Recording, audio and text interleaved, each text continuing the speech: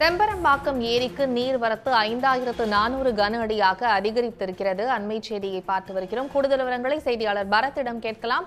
பரத், கூடுதல் விவரங்களை பதிவு செய்க. செம்பரம்பாக்கம் ஏரிக்கு நீர்வரத்து தொடர்ந்து அதிகரித்து வருகிறது.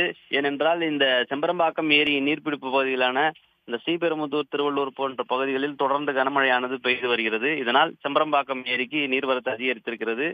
ஸ்ரீபெரும்புதூரில் கடந்த 4 மணி நிலவரப்படி ஸ்ரீபெரும்புதூரில் மட்டும் 12 சென்டிமீட்டர் மழையானது பதிவாகி இருக்கிறது. அதே போன்று செம்பரம்பாக்கம் ஏரியில் 10 சென்டிமீட்டர் மழையும், குன்றத்தூரில் 9 சென்டிமீட்டர் மழையும் பதிவாகி இருக்கிறது. இதனால் இந்த ஏரிக்கு நீர்வரத்தானது அதிகரித்திருக்கிறது. காலை 713 கனஅடியாக இருந்த நீர்வரத்து தற்போது 5440 கனஅடியாக உயர்ந்திருக்கிறது. அதே போன்று இந்த ஏரியின் நீர்மட்டமும் வேகமாக உயர்ந்து வருகிறது.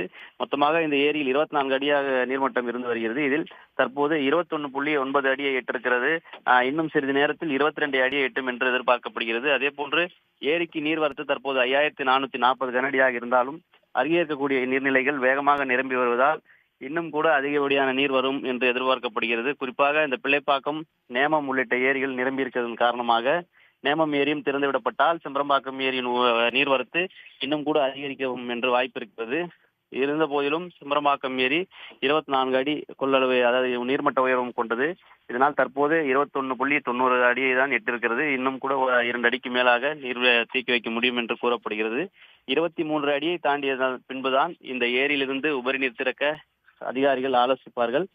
தற்போது எந்த ஒரு அச்சமும் இல்லை என்றுதான் அதிகாரிகள் தரப்பில் தெரிவிக்கப்பட்டிருக்கிறது. உடனுக்குடன் செய்திகளை தெரிந்து கொள்ள சன் நியூஸ் பெல் ஐகானை கிளிக் பண்ணுங்க.